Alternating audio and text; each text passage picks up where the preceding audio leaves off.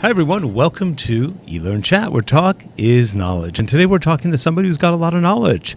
Her name, Jane Bozarth, and right beneath her in our triad over here, we've got, you know her, our M Appeal of e-learning. It is Leslie Price. How you doing, Leslie? I'm doing good, thank you, Rick. Good. And by the way, this is the second time we're starting this. We had a problem with Skype, which just totally froze the machine up. Right when Jane was giving her masterpiece talk. But Jane, how are you doing? I love tech, don't you? Yep. Yeah. All right, here we go. Let's start the intro real quick.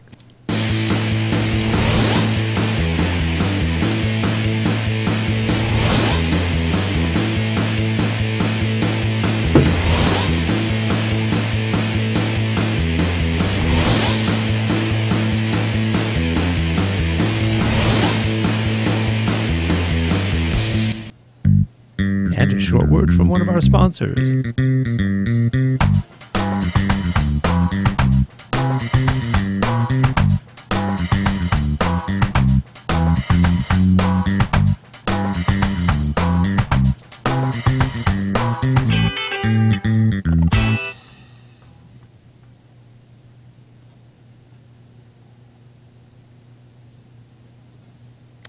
There's also a new book out. It's funny, I'm just looking at the new book cover going, oh, there's a new book out. There's a new book out from Damien and Pooja, both very well known in the Captivate world, about Captivate 10. Get the book. You'll enjoy it. It's fun. They're both great people. They're going to be at DevLearn, so you will be seeing them on this show, and you'll also be seeing them walking around the hall. There should be about 3,500 people at DevLearn, so buy the book. They're probably going to have some handy. You never know. So anyway, let's move on with our show. So today we've got with us Jane Bozarth. And Jane, you wrote a book several years ago. Tell us a little bit about it. I've got a bunch of books, but the most recent one is from 2014 at Show Your Work. It is the Payoffs and How-Tos of working out loud. It kind of rides on there's been a lot of talk about working out loud the last few years with, I've done a lot, Austin Kleon has done a lot, John Stepper has done quite a bit, and my interest in this grew out of my dissertation, which was based on communities of practice in general and a group of trainers in particular about the ways we don't capture just what we do, but how we get things done. So the book is full of examples of that, ideas around that, things we can do besides just trying to document everything, which we're not really very good at, and figuring out how we can better illustrate it, how we can use photos, how we can use flowcharts, how we can use video, how we can use any number of the newer tools available to us, and some old tools, to help others understand what we do and how we get things done. Now, what do you think about the role of social media right now in learning? I have a feeling social media is sort of saturated or oversaturated. What do you think? On the one hand, it seems to be a runaway train. I had thought by now we would see a decrease in emergence of new tools and more consolidation of existing tools. I still think Facebook is going to do a Snapchatty thing sooner rather than later. Instagram is already doing stories, and that may be what they're going to do with it. I would have thought we would see fewer new and emerging tools. You know, I have learned over the years, no matter what everybody loves, there are 3 people that don't love it. So whatever messaging tool the whole planet is using, there are 3 people that need another messaging tool. Right. So I thought we would be at a different place now. I called that a little bit wrong. What I do see is much more uptake, and I see much, much more resistance. You know, I've been doing workshops on social media for learning, I think, since 2007. I know that I have an example on a slide deck I saw the other day from 2006, so it's going back that far. And I no longer have endless hard conversations about we can't do this and we're not allowed to use that and everybody's afraid of this and oh my gosh, it's just porn. So I have seen that settle down. Unfortunately, to your point, I do see an awful lot of spam. I see an awful lot of vendors who I don't mind marketers, but a lot of them are not using the tools well, and all they do is sort of blast you endlessly all day with ads you don't want to see or white papers nobody's going to read. They don't engage. They're just sort of of spewing out into the world, rather than using the tool to be social. So I kind of see two things. I do agree with you that there seems to be sort of a saturation, but as far as using the tools for learning, I see much less resistance to that. I think the challenge now, where it used to be we can't use it and everybody's afraid, and what if people say the wrong thing, I think we've shifted from that to there's too much noise, there's too much going on, I can't separate my stuff from the avalanche, right? What's interesting, Jane, is that you just mentioned there spam. What I'm still seeing, unfortunately, is even people who I would have thought would be quite aware and alert of spam are actually copying and pasting things that are spam, because it's almost like they haven't checked things like Snopes, they haven't checked resources, they just haven't checked. And maybe they just aren't aware that there are things out there that they can just double check what they're saying is actually true. I agree, and I have kind of a rule that most of the people I deal with frequently share. It's called, you must read before you retweet. It means don't post anything you haven't looked over. Don't post anything you haven't read. And I have people I really rely on for that. If I see something from Jane Hart or I see something from David Kelly, I know that they vetted it. I know that they looked it over before they posted it.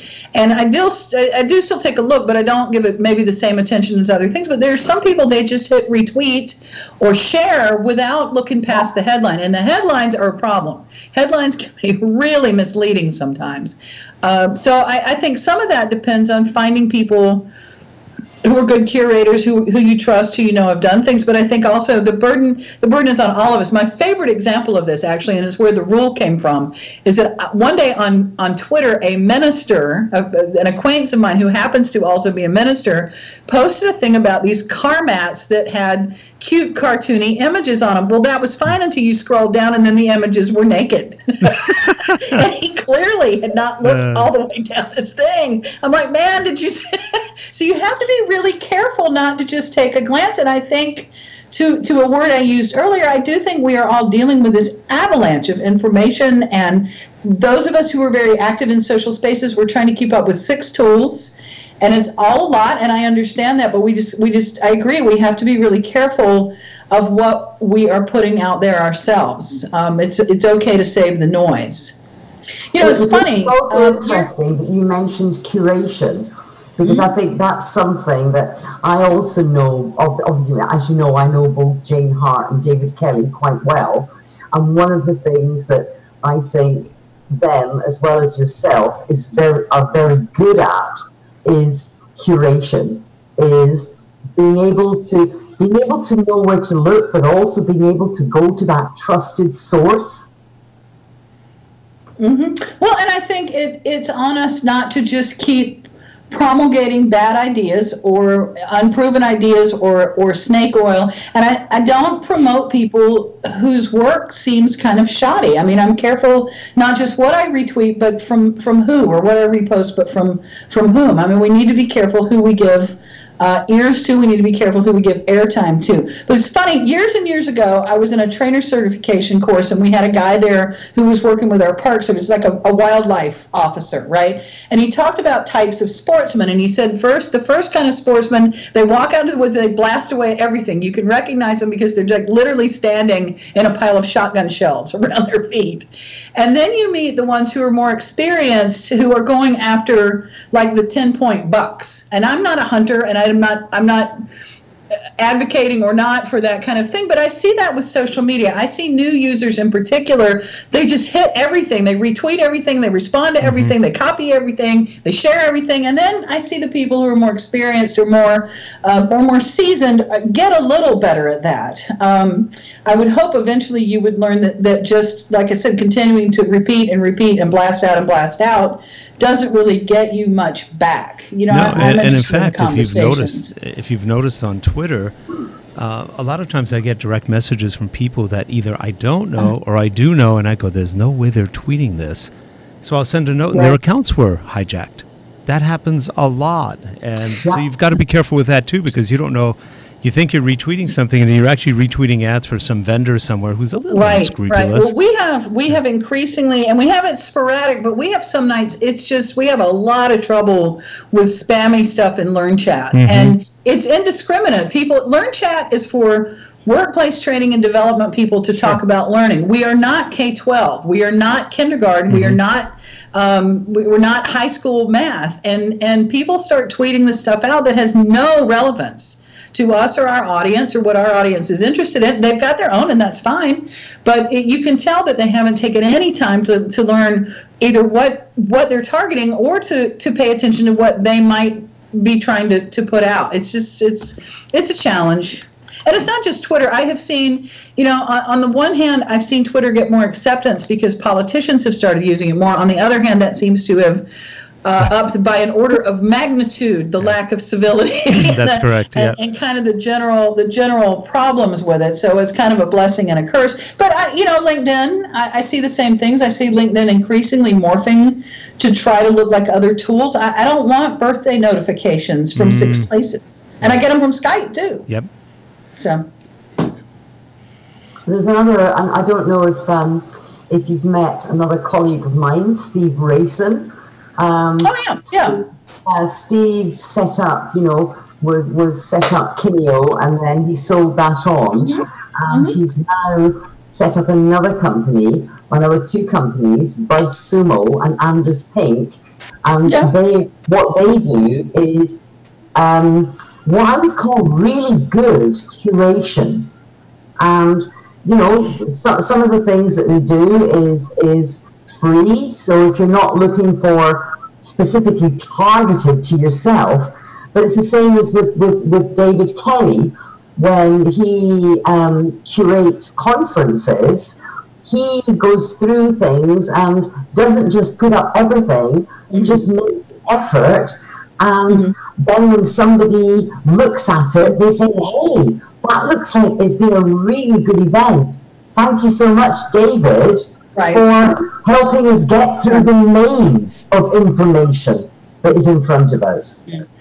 I run a couple of Facebook pages, and one of them is based on my book, Social Media for Trainers. I should have had a copy handy. It's yellow, for Social Media for Trainers from 2009. I need to do an update to it. But one of the things that's important to understand, I did a tech book on social media. It goes out of date before it's even at the publisher, right?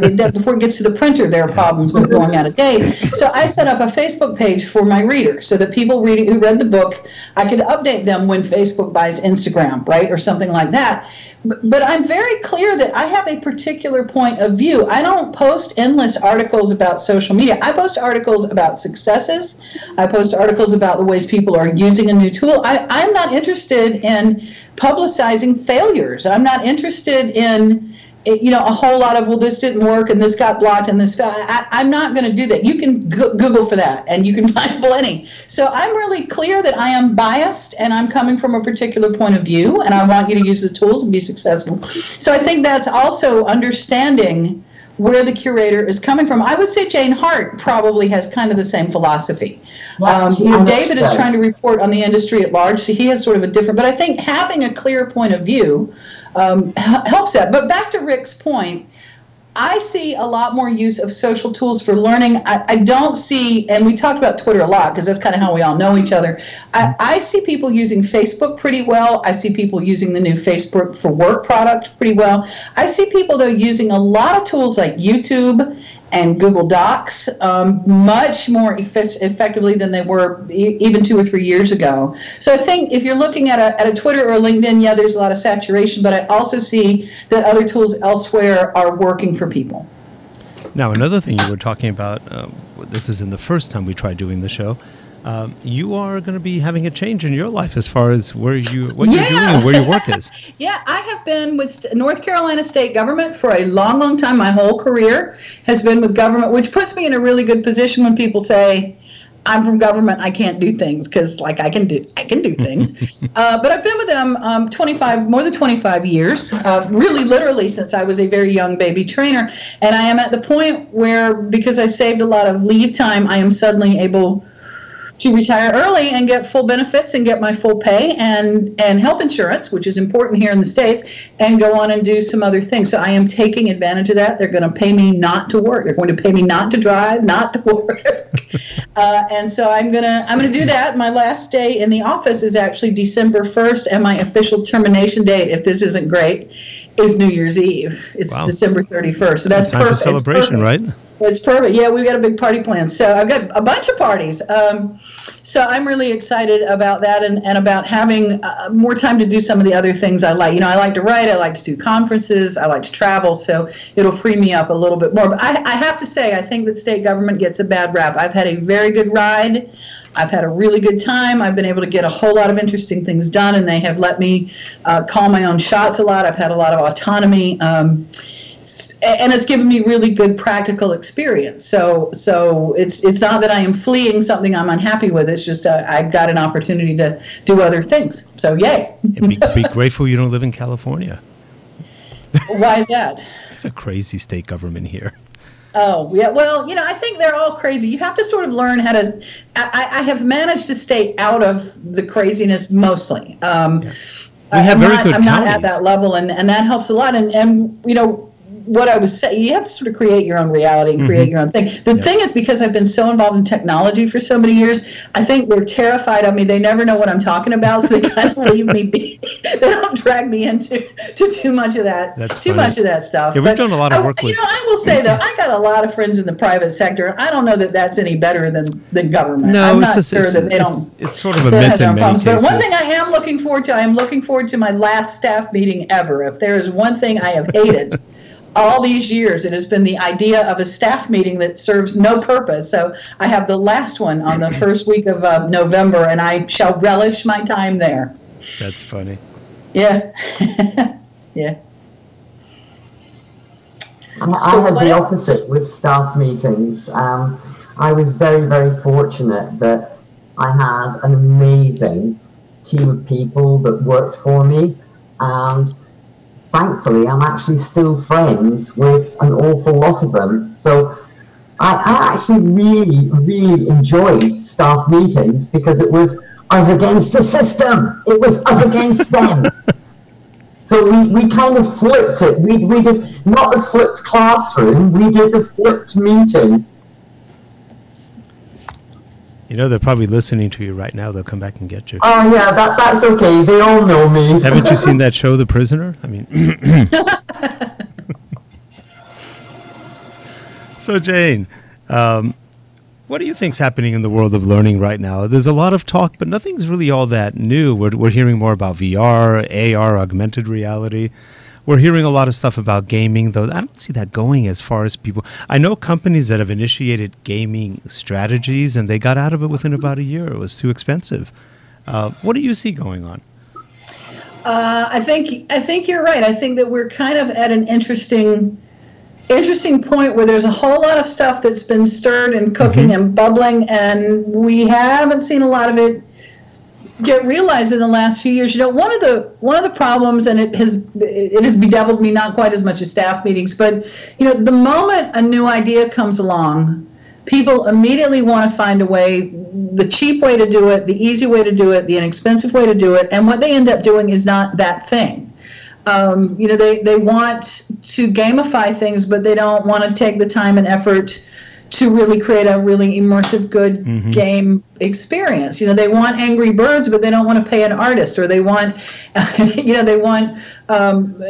some real elaborate, meaningful, motivating, reinforcing game. But then they put up Jeopardy templates. I mean, I've seen it over and over. I've seen it with everything that's gone on the last 15 or 20 years with e-learning, and it's a struggle when you're trying to get people to do better stuff and do better work, and they're forever pushing back against the things that really make it great. I mean, you can't. It's the thing we've gone round and round with authoring tools for years. You can't take a Kia and shove it into a machine and have it come out a Lexus. You've got to at some place commit to doing the work and learning. Or sometimes it's just getting the training you need. I know any number of people who have access to really good authoring tools. I met with some last week who haven't even bothered to learn the features in it for 2017. Right. They were looking at buying a responsive authoring tool because they had never looked to see that the Captivate that they've got already had it. It's kind of crazy. So I think that unfortunately the AR VR stuff, I'm worried that the equipment has set itself up as an obstacle. I think we have lots of potential for things like safety training with virtual reality. But I also, whenever I try to talk about it at work, but in the past, the minute they hear about the cost of the headsets or the cost of production, there's this pushback. And so trying to get people to see the real value, for instance, of us, instead of doing a slide-based PowerPoint deck about the dangers of scaffolding safety, and we had 2 people die falling from a scaffold in North Carolina last year because it collapsed, it wasn't assembled right.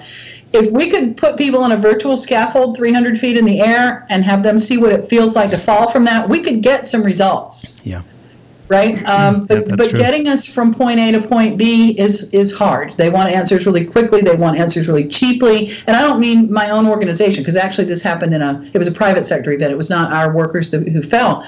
But getting people past just doing presentation to making these things work, getting them past we'll gamify it by we'll have automatic rolling dice button in the game. Getting people past that point, I think, is critical. I've seen a lot of energy lately around micro learning, which isn't new.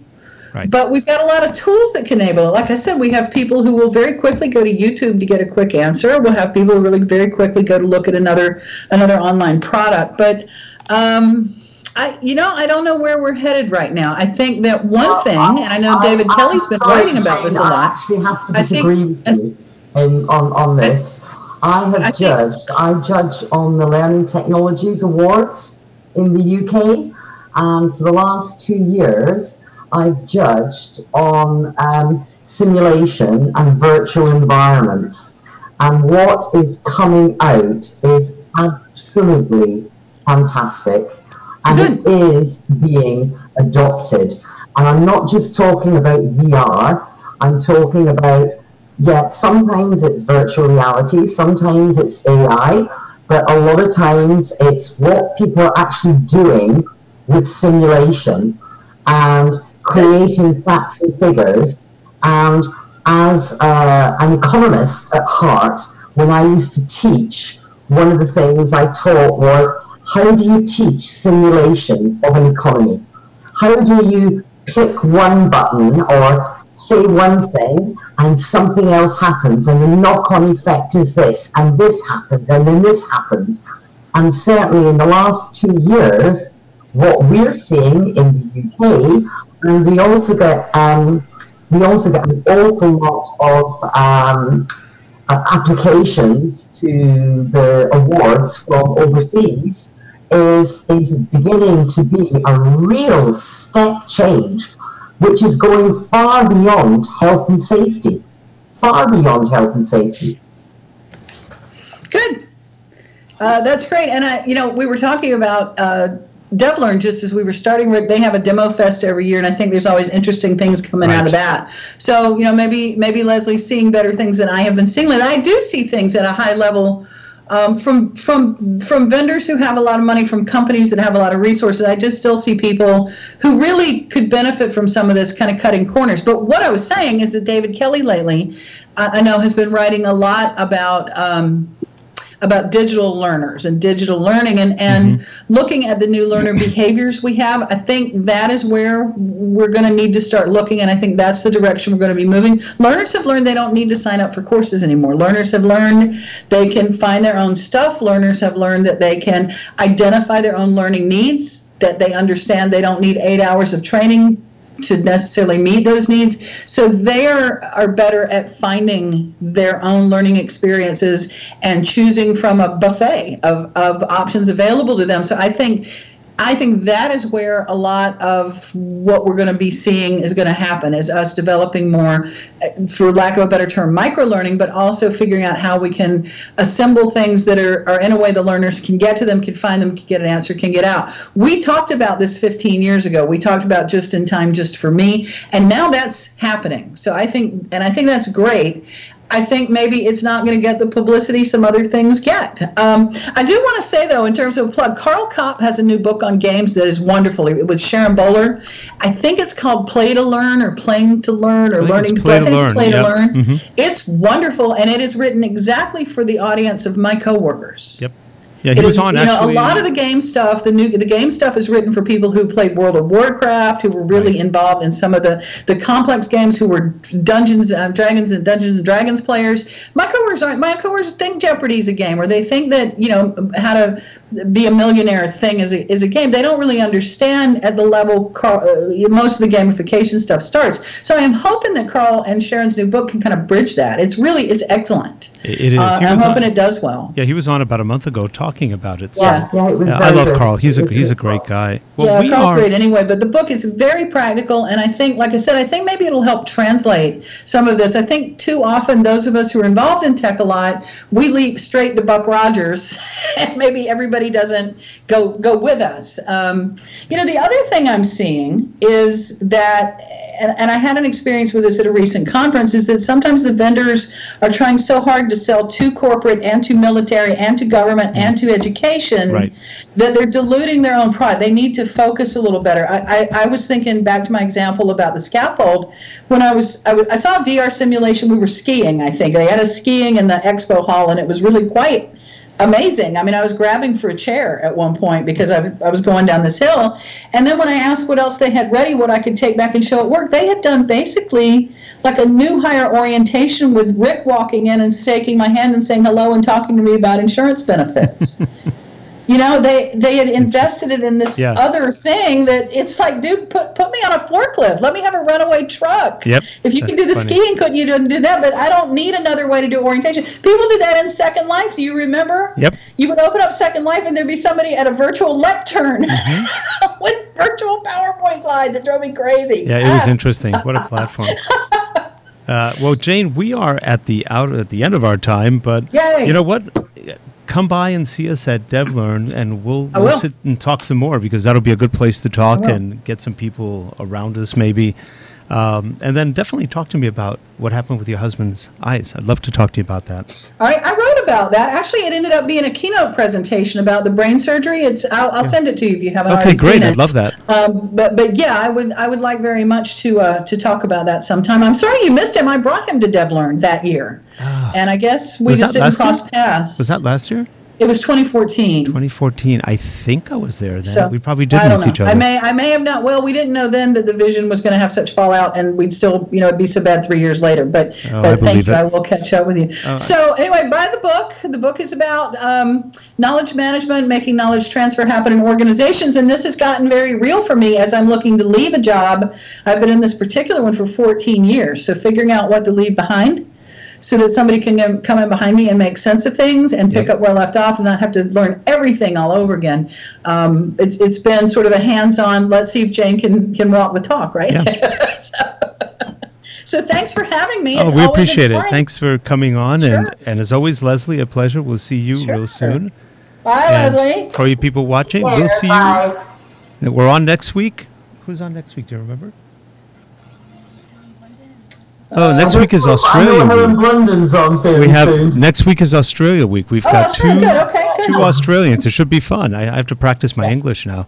Yeah. My Australian English. Helen is great. She is fun. Helen Blunden's one of the people I would add in there with the big experimenters. Helen is doing amazing things learning about Snapchat. Okay. Ask her about social media and learning. She's doing great stuff. We will. That's a good hint.